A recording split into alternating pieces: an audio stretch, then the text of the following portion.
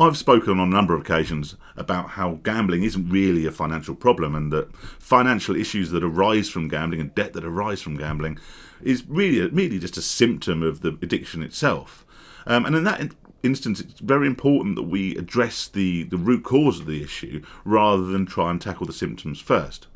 However, it would be totally remiss of me and sort of disingenuous of me to disregard the debt and the stress and anxiety caused by gambling debt altogether. And this video has really come off the back of a number of comments I've received recently about people who are suffering with exactly that, the anxiety and the stress caused by gambling debt, by being unable to pay said debt, and by companies and people approaching you wanting their money. All right. So this is not, and I have to say this right at the front end here, this is not financial advice. I am not Martin Lewis. Okay, this is not even moral advice. All right, because some of what I say may require you to park your morals a little bit. Okay, but what this is effectively first aid for the anxiety caused by gambling debt, and hopefully, my experience can help bring you some sort of peace of mind, a bit of headspace, a bit of clarity, and allow you to make a plan going forward. As always, I'd just like to quickly say hi. Hope you're keeping safe, hope you're keeping sane. Going to bang on about all the YouTube stuff, liking, subscribing, commenting. Thank you very much. If you like this video and you're not subscribed already, then please do so at the end of the video. That would be very much appreciated, and that is my self-plug over with. So, let me talk a little bit about my situation first of all. Then if you can relate, then you can relate to what I talk about going forward. My gambling started with me spending the money I had. It then escalated to overdrafts, credit cards, personal loans. And ultimately ended up with payday loans, subprime lending, all the rest of it. Basically, if by the end, if I was able to borrow money from somewhere, or if anyone was stupid enough to lend me money, then I would have it. I would rip their arm off. I wouldn't even look at the rates or the interest or whatever, the terms and conditions. I'd have that money. And I've spoken before, and this is a very brief point, that quite a lot of the time I wasn't borrowing money to gamble. I was borrowing money to plug a gap in my finances that had been caused by gambling. So I'd go and lose the money I needed for something else, and then quickly scrabble around and try and get the money I needed back so that I could actually pay the shit that I should have paid in the first place with the money that I'd lost gambling. Right, deep breath, Phil. Okay, so what do we do? The chances are you're in a situation where you're getting constant calls from unknown numbers on your phone. Normally from cities you don't live in. 0161 seems to be common for debt collectors, I don't know why. You get letters through the post every day, often multiple letters a day, often multiple letters per week from the same company. All right, and this causes a lot of stress, a lot of anxiety. And the reason this causes a lot of stress and a lot of anxiety is because that's part of the plan. If you're a debt collection agency, and I'll go on to talk about their actual agency in a moment, then the main tool you have in your arsenal is fear. And indeed, the very anxiety is what they are aiming to cause you. If you are after someone's money and you know that that person has very little money to pay back to a whole raft of lenders and creditors and all the rest of it, the best way to do that is to scare them into prioritising that debt over everyone else's. So they will write to you constantly, they will call you, they will badger you, they will write very scary things. Okay, very quickly, I will say, if you have one of these letters anywhere near you, pick it up and pause this video and read it.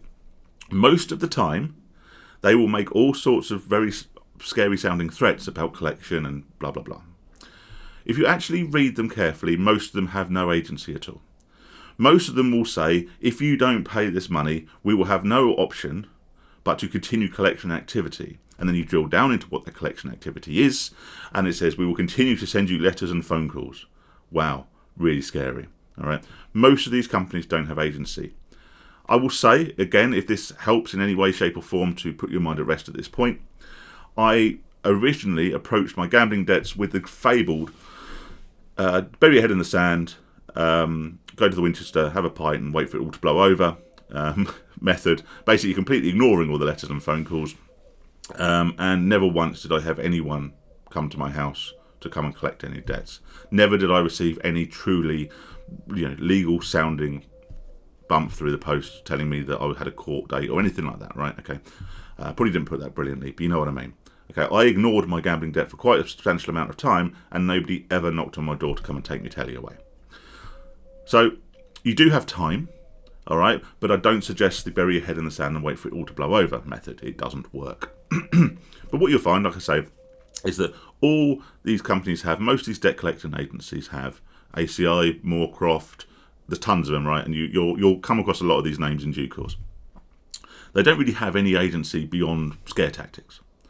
Now, I will take a step back at the moment and just say this. All right, this is why I said at the beginning of this video, you probably need to park your morals a bit. I think, on some level, if you borrow money, regardless of not whether it's to fund a gambling habit, then you are responsible to return that money from whence it came. Whether you want to or feel morally obliged to pay their ridiculous interest rates, whether or not you end up paying them back over such a ridiculous period of time they'll probably give up halfway through, that's up to you. Okay, what I'm talking about here is putting your morals aside for 1 second and just dealing with the immediate issue. First things first, respond. Now, do all responses, all communication with debt collection agencies by post. 2 reasons for this. Firstly, you can, in your initial letter, tell them that you will not be accepting phone calls. Okay, that's one of the major causes of stress and anxiety out the window straight away. Also, it builds you time. It allows you time, particularly the way the bloody Royal Mail are at the moment, right? By the time you've sent them a letter, they've processed it through their systems, they've replied to you, whether or not they accept whatever offer or whatever payment plan you're proposing, doesn't matter. It's bought you some time, it's bought you some breathing space, and it's got them to leave you alone for a while. This gives you mental clarity.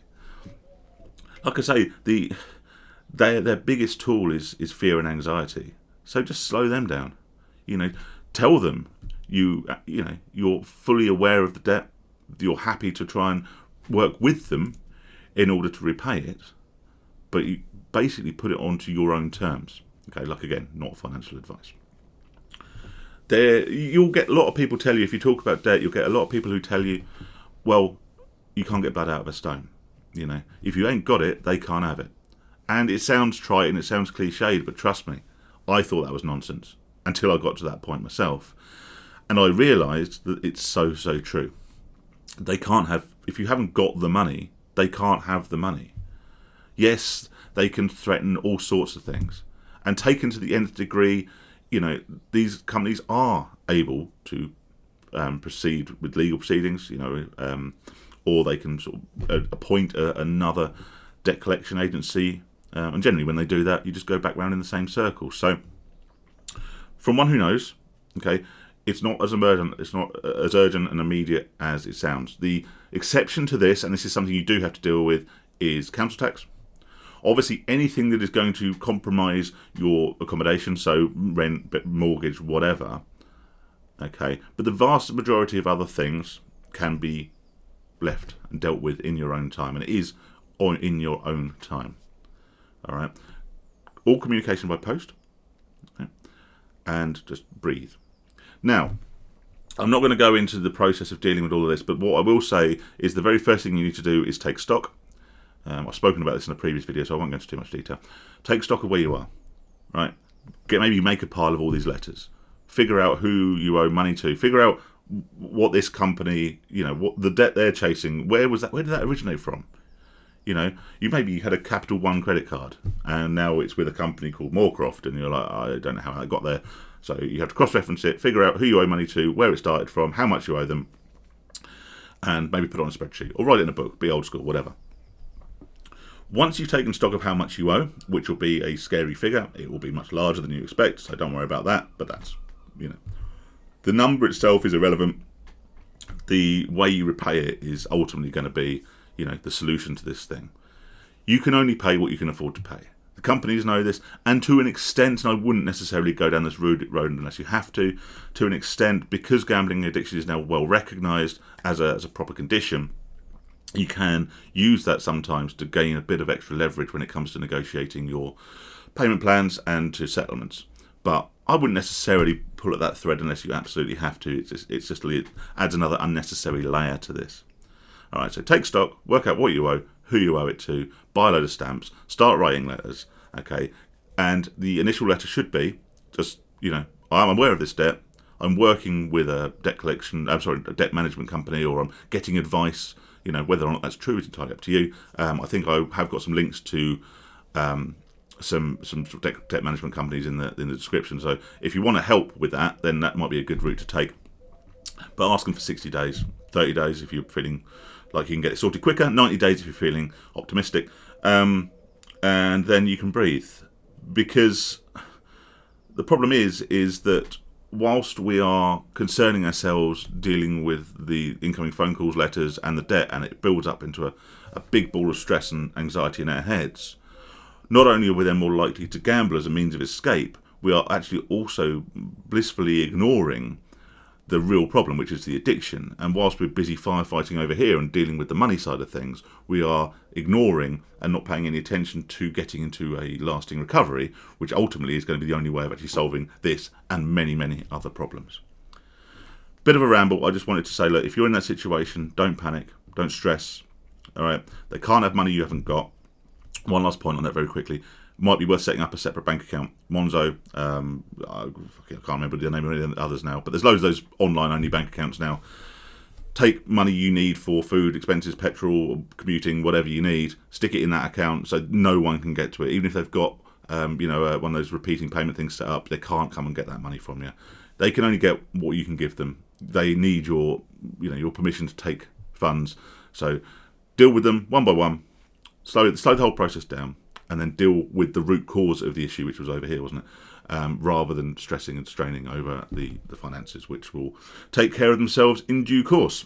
Like I say, a bit of a rambly video, but I just wanted to sort of, like I say, hopefully lend a bit of peace of mind from experience that it's not as urgent, it's not as serious, and although the numbers might actually turn out to be bigger than you initially anticipated, you can disregard the total. Just look at what you're going to be paying back, how you're going to be paying it back, and make a plan so you can rest easy at night.